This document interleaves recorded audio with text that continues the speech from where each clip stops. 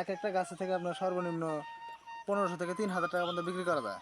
100 গাছ থাকলে দেখা যায় যে আপনার 2 লাখ 2.5 লাখ টাকা বছরে পাওয়া যায়। এখানে কোনো খরচ নাই, সীমিত খরচে।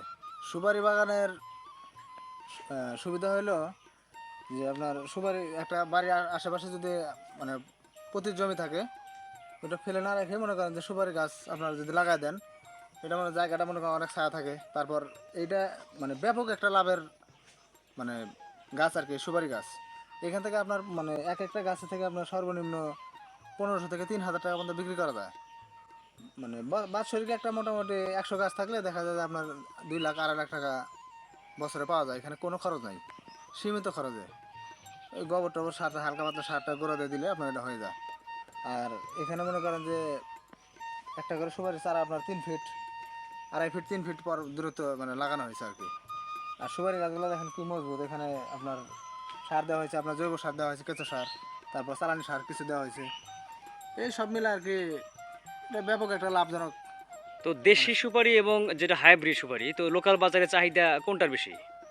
সুপারি আপনার মানে দেশি এবং হাইব্রিডের কোনো ইয়া নাই। যেটা আপনার সুপারি মনে করেন ভিতরে ভালো, মানে গোট বলে যেটাকে আর কি, যেটা বড় হয় সেটাই আপনার মানে চাহিদা সম্পন্ন বেশি হয়।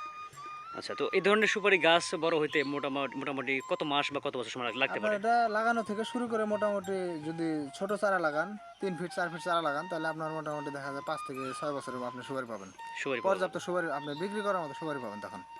আর এ বাজারে তো চাহিদা ব্যাপক না? সুপারির চাহিদা ব্যাপক। এটা যারা গাছ লাগাইছে তাদের যেমন লাভ, হুম। আবার এটা কিনে রাখলে এটা যারা স্টক করে রাখে তারাও মনে করেন যে ব্যাপক লাভ করে তারা। আচ্ছা, স্টক মূলত এই সুপারিটা কোন মাস থেকে করা শুরু হয়, মানে ইংলিশ মাসটাতে এটা ইংরেজি? আপনার মনে করেন যে এই জানুয়ারি ফেব্রুয়ারি থেকে আপনার শুরু করা মানে ইয়া করা যায়, ফেব্রুয়ারি স্টক ব্যবসা তারা করে। মার্চে আপনার স্টক করা শুরু করা যায়। আর আর সুপারি আপনার স্টক যারা করে তারা মনে করেন যে বৃষ্টির সুপারি যদি হয় তাহলে ওটা অনেক দিন পর্যন্ত রাখা যায়। আর এটা কি শুধু খেতে জমিতে লাগাইতে হয় নাকি এমনিতে কোনো? আপনি এই সুপারি গাছে কিন্তু কোনো ক্ষতি নেই। আচ্ছা। আপনি যদি চাষাবাদের জমির আইল যে যেটাকে বলা হয়, হুম ওইখান হুম। থেকে যদি আপনি লাগান তাও ক্ষতি নাই। আপনার বাড়ির আঙিনা যদি লাগান তাও ক্ষতি নাই। কেউ যদি বাগান করে তাও কোনো ক্ষতি নাই। পুকুরের সাইডে তো লাগানো আর যাবে। যেখানে খুশি সেখানে আপনি লাগাতে পারেন, বাড়ির সাইড দিয়ে আপনি লাগাতে পারবেন, তবে ঘরের পিছন দিয়ে আপনি লাগাতে এটা পারবেন। কিন্তু মানে সৌন্দর্য বর্ধনও করে না? সৌন্দর্য অবশ্যই সৌন্দর্য বর্ধন। এটা আপনি দূর থেকে যদি একটু ভিডিওটা নেন মানে অন্যরকম দেখা যাবে। হুম হুম হুম। তাহলে আপনি সাজেস্ট করতেছেন যে কৃষক ভাইদের যে এরকম যদি জমি থাকে তাহলে তারা লাগাতে পারে। যদি মানে জমি নাও থাকে, তাদের বাড়ির আঙিনা যেগুলো আছে ফাঁকা, অন্যান্য গাছ লাগানোর থেকে এই গাছটা লাগাইলে আমি মনে করি যে মানে বছরে একটা ব্যাপক একটা টাকা মানে তারা পাবে। অন্য কৃষিতে লস থাকলেও হ্যাঁ, এখানে কোনো লস নাই, লসের সুযোগ নাই। সুপারি গাছে কোনো লস নাই।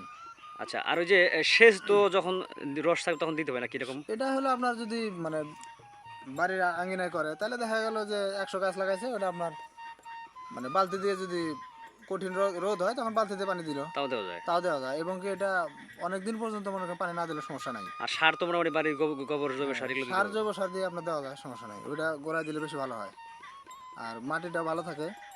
সুপারি গাছ হলো আপনার এক কথায় শেষ যে এটা ব্যাপক একটা লাভ। এটা যারা করছে, যারা বিক্রি করে তারা ভালো জানে। এক একটা গাছে যদি 3000 টাকা বিক্রি করা যায়, এটা আপনি কি মনে করেন? অনেক টাকা। 100 গাছ তাহলে 3 লাখ টাকা পাওয়া যায় বছরে। একটা মানুষ যদি এটা লাগায় তার একটা মানে মানে মাসিক একটা আসবে যে 10,000 15,000 টাকা এইখান থেকে আসবে। এখানে কোনো ব্যয় করতে হবে না। তাহলে যেমন চাকরির যে সিস্টেমটা এই গাছ থেকে সেটা সম্ভব। 500 গাছ যদি কারো থাকে, কোনো অনাবশ্যক। চাকরিদার এখানে মানে কোনো টাইম চাকরিজীবী নেই। খাওয়া নাই। এটা বছরে যে টাকাটা পাবে এটা অন্যরকম একটা টাকা।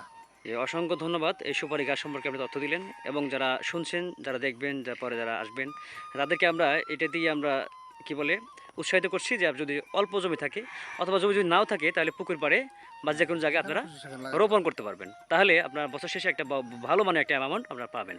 তো দর্শক বিদায় দিচ্ছি, আমি আশরাফুল ইসলাম এবং সাক্ষাৎকার দিচ্ছিলেন আরিফ নূর। আমরা আবারও দেখা হবে কোনো এক পর্বে। আসসালামু আলাইকুম ওয়া রাহমাতুল্লাহ।